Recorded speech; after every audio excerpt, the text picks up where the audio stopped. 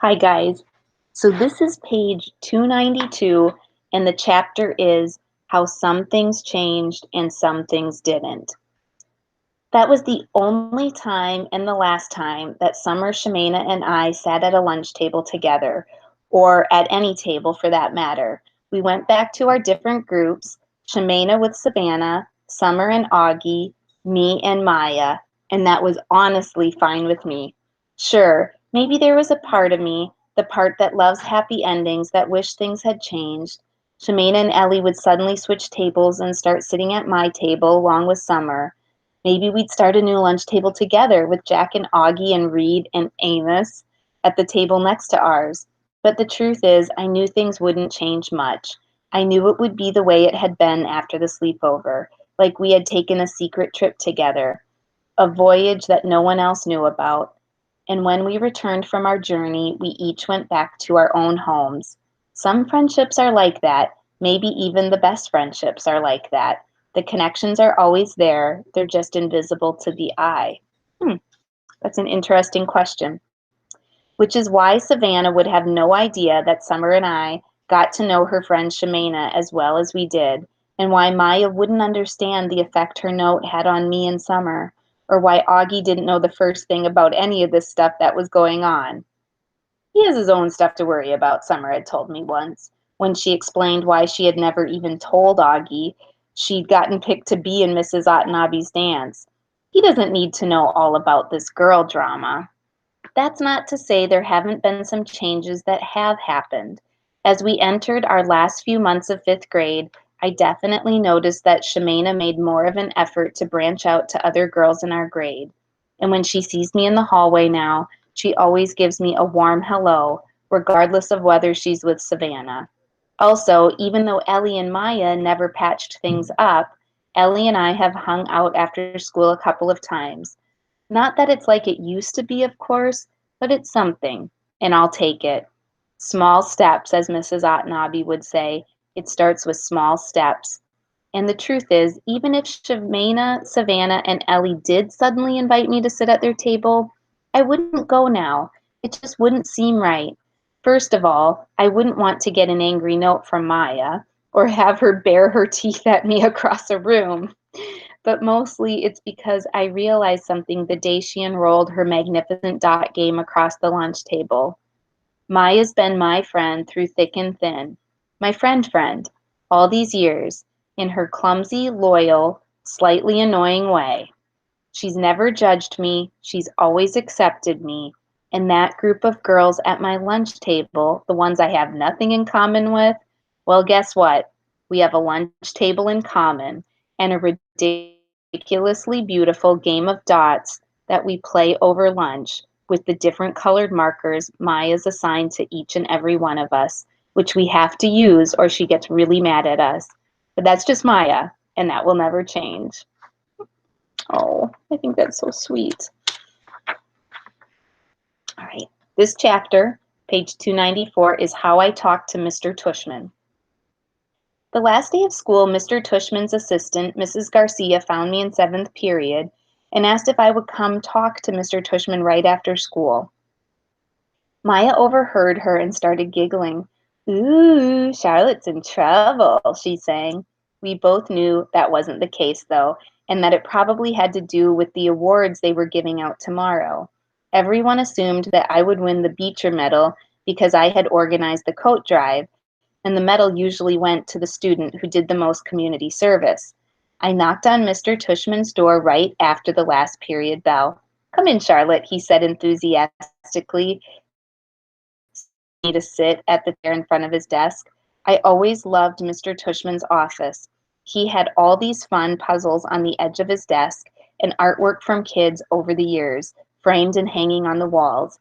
I noticed immediately that he had Augie's self-portrait as a duck displayed behind his desk.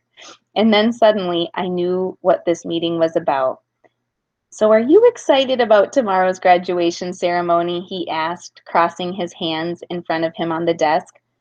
I nodded. I can't believe 5th grade is almost over, I answered, unable to restrain my happiness. It's hard to believe, isn't it? He said. Do you have plans for summer? I'm going to dance camp. Oh, how fun, he answered. You three were so amazing at the benefit in March, like professional dancers. Mrs. Watanabe was so impressed with how hard you worked and how well you worked together. Yeah, it was so much fun, I said excitedly. That's great, he said, smiling. I'm glad you've had a good year, Charlotte. You deserve it. You've been a joyful presence in these hallways, and I appreciate how you've always been nice to everyone. Don't think things like that go unnoticed. Thank you, Mr. Tushman. The reason I wanted to have a little word with you before tomorrow, he said, and I'm hoping you can keep it between us, is that I know you know that among the many honors I give out tomorrow, one of them is the Beecher Medal. You're giving it to Augie, I blurted out, right? He looked surprised. Why do you say that? He asked. Everybody's assuming I'm getting it. He looked at me carefully, then he smiled. You are a very smart girl, Charlotte, he said gently. I'm fine with that, Mr. Tushman, I said. But I wanted to explain, he insisted, because the truth of the matter is, had this been like any other ordinary year, you would probably be getting that medal, Charlotte. You deserve it, not only because of all the hard work you did on the coat drive, but because, like I just said before, you've been a really nice person to everyone. I still remember how right from the start when I asked you to be Augie's welcome buddy, you embraced that wholeheartedly and without equivocation. Have I mentioned how much I love the fact that he uses big words and assumes we understand him? But as you know, he said, this year has been anything except ordinary. And when I was thinking about this award, thinking about what it represents, I realized that it can be about more than community service. Not to devalue that at all. No, I totally know what you mean, I agreed.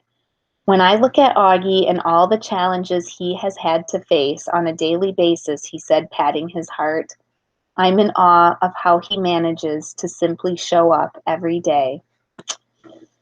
Oh, with a smile on his face. I guess I'm getting a little emotional, so let me start again. I'm in awe of how he manages to simply show up every day with a smile on his face. And I want him to have validation that this year was a triumph for him, that he's made an impact. I mean, the way the kids rallied around him after the horrible incident at the nature reserve, it was because of him. He inspired that kindness in them. I completely get what you mean, I said. And I want this award to be about kindness, he continued. The kindness we put out in the world. Totally, I agreed. He seemed genuinely delighted by my attitude and a little relieved, I think. I'm so glad you understand, Charlotte, he said. I wanted to tell you beforehand so you wouldn't be disappointed during the ceremony tomorrow since, as you say it, everyone's assuming you're getting it. But you won't tell anyone, right? I wouldn't want to ruin the surprise for Augie or his family. Can I tell my parents? Of course, though I'm planning on giving them a call myself tonight to tell them just how proud I am of you at this very moment. Oh, he got up and reached across the table to shake my hand, so I shook his hand. Thank you, Charlotte, he said. Thank you, Mr. Tushman. See you tomorrow. Bye. I started walking toward the door, but then this one thought popped into my head like a fully formed idea. I had no clue where it came from. But the award can go to two people, right? I asked. He looked up. For a second, I thought I saw the tiniest bit of disappointment in his eyes. It has, on a few occasions, gone to a couple of students who've done a community service project together, he answered, scratching his forehead. But in the case of Augie and you, I think the reasons he would be getting it are so different from the reasons you would be. No, me, I interrupted. I think Summer should get that award. Summer? She's been such an amazing friend to Augie all year long. And not because you asked her to be his welcome buddy, like with me and Jack. She just did it. It's like what you just said about kindness. Mr. Tushman nodded, like he was really listening to what I was saying. I mean, I've been nice to Augie, but Summer was kind. That's like nice to the 10th power or something. You know what I mean? I know exactly what you mean, he answered, smiling. Good. I really appreciate your telling me this, Charlotte. You've given me much to think about. Awesome. He was looking at me and nodding slowly like he was debating something in his head. Let me ask you something, though, pausing as if he were trying to find the right words. Do you think Summer would want a medal just for being friends with Augie? The moment he said it, I knew exactly what he meant. Oh, wait a minute, you're right. She wouldn't. For some reason, the image of Maya baring her teeth at, at the Savannah table across the room popped into my head. Friends definitely aren't about the medals. But let me think about it tonight, he said, getting up. No, you're right. It's good the way you had it. You sure? I nodded. Thanks again, Mr. Tushman. See you tomorrow. See you tomorrow, Charlotte. We shook hands again, but this time he took my hand in both of his own. Just so you know, he said, being nice is the first step toward being kind. It's a pretty awesome start. I'm supremely proud of you, Charlotte. Maybe he knew it and maybe he didn't, but for someone like me, words like that are worth all the medals in the world. Okay. Page 299, How Shemana Rocked Her Speech. Good morning, Dr. Jansen, Mr. Tushman, Dean Rubin, fellow students, faculty, teachers, and parents. I'm honored to have been asked to give the commencement speech on behalf of the 5th grade this year. As I look around at all the happy faces, I feel so lucky to be here. As some of you know, this was my first year at Beecher Prep. I won't lie, I was a little nervous about coming here at first. I knew that some kids have been here since kindergarten, and I was afraid I wouldn't make friends. But it turns out that a lot of my classmates were also new to the school like me, and even the kids who have been here a while, well, middle school is a brand new ball game for everyone. It's definitely been a learning experience for all of us, with some bumps along the way, some hits and misses, but it's been a wonderful ride. Earlier this year, I was asked to perform in a dance choreographed by Mrs. Watanabe for the Beecher Prep benefit. It was amazing for me. My fellow dancers and I worked really hard to learn how to dance together as one. That takes a lot of time and trust. Now, you may not know this about me, but as someone who's gone to a lot of different new schools over the years, trust hasn't always been easy for me to give people. But I really learned to trust these girls. I realized I could be myself with them, and I'll always be grateful for that. I think what I'm most looking forward to next year, my fellow 5th graders, is building that trust with all of you. My hope is, as we start 6th grade, as we get older and wiser, that we all learn to trust each other enough so that we can truly be ourselves and accept each other for who we really are. Thank you. Okay, I think Shemana has some wisdom. All right, you guys, this is the last chapter called How I Finally Introduced Myself. I had texted Summer and Shemana the day I saw Gordy Johnson getting on an uptown bus, and we were all thrilled to know he was alive and well. There was so much else going on at the time, though, that we really hadn't had the chance to talk about it too much. We got excited, kept our eyes peeled to see if we'd spot him again somewhere else in the neighborhood, but we never did. He was gone, again. The next time I saw him wasn't until the beginning of July. Suddenly he was there again, sitting in front of the A&P supermarket awning, playing the same songs on his accordion that he had always played, his black Labrador lying down in front of him. I watched him for a few minutes. I studied his open eyes, remembering how they used to scare me. I watched his fingers tapping the buttons on the accordion. It's such a mysterious instrument to me.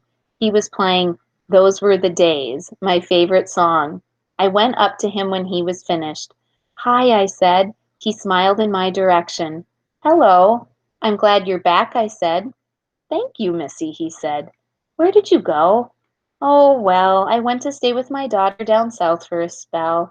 These New York City winters are getting tough on these old bones of mine. It was a cold winter, that's for sure, I said. That's for sure.